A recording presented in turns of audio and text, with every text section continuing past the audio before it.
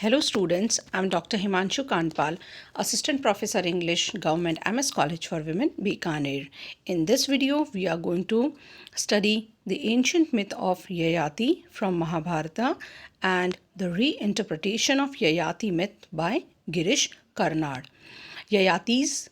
Girish Karnad's first play was written in 1960 and won the Mysore State Award in 1962. It is based on an episode in the Mahabharata where Yayati, one of the ancestors of the Pandavas, is given the curse of premature old age by his father-in-law Shukracharya, who is incensed by Yayati's infidelity. Girish Karnad adopts this mythological story, turns it into a play with additions of characters and situations to make it relevant to the modern age. As his general practice, he takes stories from myths, folktales, Puranas, epics, etc. as the sources for his plays. Many of the critics think that he is in this respect is inspired by Shakespeare, who had the tendency of adopting stories from history.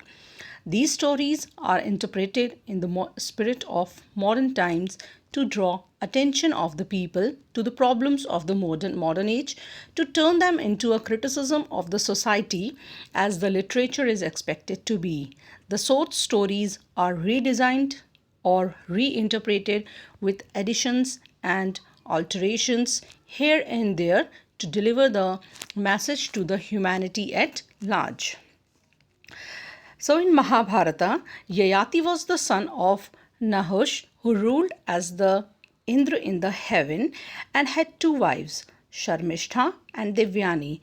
He was very fond of Sharmishtha and her son Puru, and would neglect Devyani and her son Yadu. Seeing Devyani depressed, Shukracharya, who was Devyani's father, cursed Yayati to lose his youth, and Yayati immediately became a decrepit old man. The only way he could regain his youth back was by exchanging his curse with someone else. Yayati, now an old man, quickly returned to his kingdom and called for his eldest son. My dutiful son, take my old age and give me your youth, at least for a while, until I am ready to embrace my old age. When Yadu was asked for an exchange, he refused his father, citing the ill treatment of him and his mother, but Puru politely agreed. Yayati then crowns Puru as the king for his obedience and curses Yadu that he'll beget cruel sons like Asuras. Yayati rushed out as a young man to enjoy his life. After years spent in vain effort to quench his desires by indulgence, Yayati finally came into senses. He returned to Puru and said, "Dear son, sensual desire is never quenched by indulgence any more than fire is extinguished by pouring oil on it. Take back your youth and rule the kingdom wisely and well."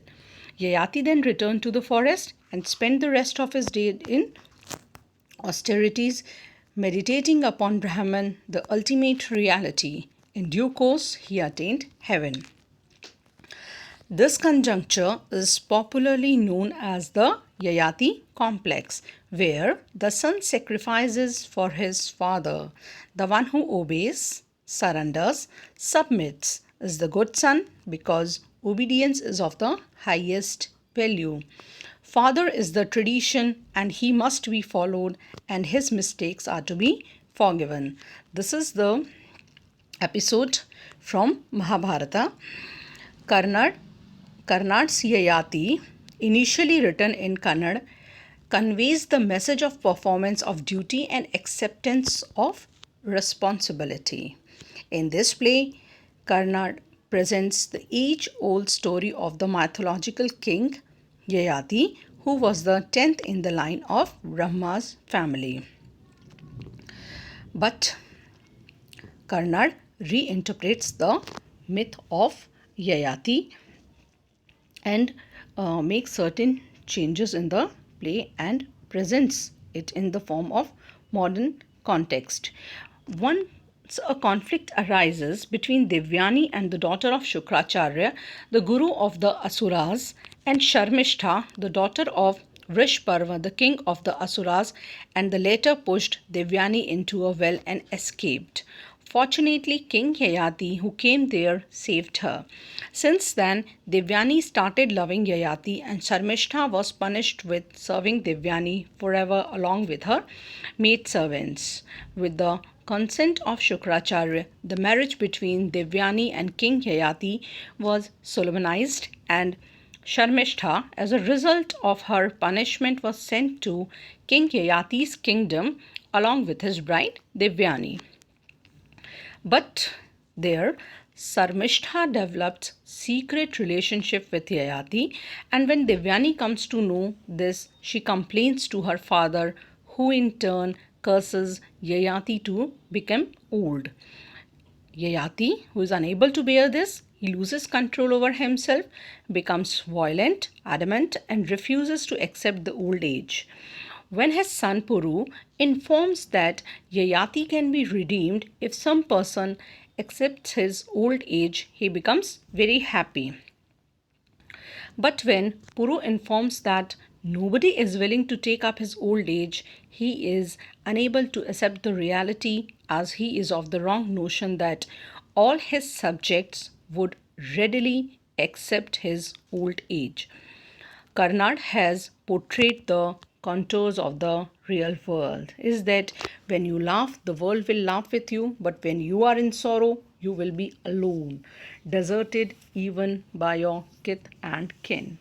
And he feels that this is the reality of life. Yayati feels very much disheartened because old age had not come to him in its normal course but by a curse. So he feels that if somebody accepts it as present, he would relieve him from his old age within 5 or 6 years.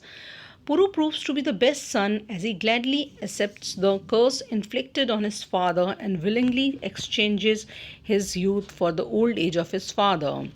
Though Yayati succeeds in transforming his old age and his sins to Puru, he acts in the most irresponsible way by usurping the happiness of his son and daughter in law. Rajinder Paul has commented that the protagonist in Yayati asks for eternal youth, which his son sacrifices at the altar of paternity, a very Indian theme of a process he feels disillusioned and loses faith. Though his subconscious mind tells him that it is not fair on his part, he justifies that it is only for his people he is doing like this. In actuality, King Yayati exchanges his old age with the youth of his youngest son for the satisfaction of his own youthful urges, and this is wrong on the part of Yayati. In the end, Puru's wife Chitralekha commits suicide. Through this action, the dramatist makes Yayati to accept his responsibility for the sin he had committed. Yayati asked Puru to take back his youth and be a good king, as he felt that there could be no better lesson than Chitralekha's death. He also asks Sharmishtha to accompany him to the forest, as he has to wash his sins by doing penance in the forest. He finally says that he has spent his youth in the city but will spend his old age in the forest. When Chitralekha dies, her husband Puru is astonished, but he does not shed even a drop of tear. Only when he regains his youth, he repents for the disastrous blunder he had committed. It is pathetic that King Yayati and his son Puru realize their evil deeds only at the cost of a life. Chitralekha. The dramatist portrays the selfless nature and the helpless plight of Indian women who, by willingly sacrificing their lives, make the members of their family to realize their nobility. Thus, Indian women serve as a contrast to Indian men. Karnad, through the portrayal of the character of Yayati, focuses on the theme of attachment to life and its pleasures. Yayati realizes the horrors of his selfish action of exchange of youth in the later period. Only after the suicide of his daughter-in-law he readily owns the responsible for the disaster or the havoc that he fell the family, and returns the youth of his son Puru and retires to the forest as a hermit. But then it's too late. Through the life of Yayati, what the dramatist want to convey that selfish paternal authority on the part of Yayati and blind filial loyalty on the part of Puru could bring ruin to a family when it is misappropriated. Almost every character except Sharmishta is irresponsible. Yayati, who is cursed for his adultery, transfers the burden most irresponsibly to his son. Puru, his son, who is married to Chitralekha and owes a dharmic responsibility to ensure her happiness, equally irresponsibly vitiates her marital bliss by exchanging his youth with his father for the sake of preserving the latter's happiness. He is caught between the devil and the deep sea, filial loyalty and conjugal felicity. And whichever he chose, he would still be caught in the web of irresponsibility. Devyani acts impetuously, brings a curse upon her husband King Yayati, and runs away irresponsibly when he is visited by the ugly consequences of the curse. There is an ongoing conflict between Sharmishta and Devyani in the course of the play. At one point, Sharmishta says, "Who does not want to be immortal? He accepted you in the hope of immortality. As soon as he came to know that you were Devyani, he had an urge to conquer death. When Devyani insists that Yayati did not know her identity when he married her, Sharmishta comments, Yayati asked your name only after your marriage. Even a prostitute's name is asked beforehand. Without bothering about your virginity, he would have passed you by. Sharmishta is responsible for the turmoil in Yayati's life. The character of Chitralekha, an invention of Karnad's imagination, plays a catalytic role and shapes the end of the novel. In the course of time, Chitralekha, unable to bear the consequences of her husband's Puru's exchange of youth with his father, commits suicide instead of fighting to restore her rights. The only character that is willing to accept the responsibility for the consequences of what she does is Sharmishta. The purpose and the theme of the play are revealed through the character of Sutradhar. The Sutradhar says that neither a scholar nor an ordinary person can escape the burden of responsibility. Here Sutradhar plays a very important role in constructing buildings as a string tells whether the walls are rising straight and whether the distance is the same from top to bottom. The playwright wants to say that Sutradhar is none but the playwright himself. He has designed the plot, developed the characters, written the dialogues befitting their roles. He appears on the stage to explain the theme of the play in the character of the Sutradhar.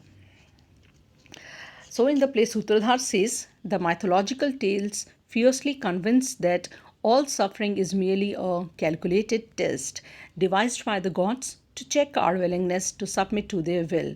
If we crush our egos and give ourselves up in surrender, divine grace will descend upon us and redeem us.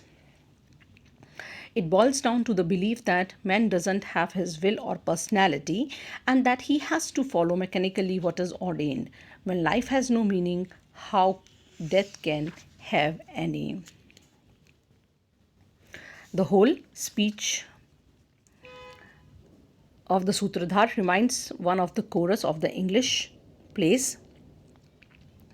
Sutradhar appears on the stage at the end of the play to inform the audience that Puru at last found the courage to ask a question. But was it really a meaningful question, or was it a cry of despair that he could hope for no meaning? Perhaps the Sutradhar refers to the last ejaculation of Puru on finding Chitralekha dead. She killed herself, but why? Let her go. I am ready for any. These are the questions which crop up themselves, but they stand answered. Puru is evidently in despair, but the reason therefore is also evident. The play cannot be classified as tragedy or comedy, yet the Sutradhar says that the play has happy ending. Puru ruled long and wisely and was hired as a philosopher king. So, this play makes a very strong impression. The playwright has changed the iron ore of mythological story into sterling gold. It presents the theme of the absurdity of men's desire to be immortal, Yayati's desire to be immortal, to enjoy the personal glory, luxuries, comforts, and pleasures of the mundane life, forgetting that the life of renunciation, asceticism can get him higher or better kind of joys, as Sharmishta advises him. But these are the things far more important. Let us go and seek them in solitude. This is all about the play. That which is taken from the episode that which is taken from Mahabharata, and the reinterpretation of Yayati's myth by Girish Karnad. The summary is taken from the paper, The Context of Yayati's Play of Girish Karnad, which is written by A. Vaishnavi Devi. I hope you like the video. Share, like and subscribe. Thank you.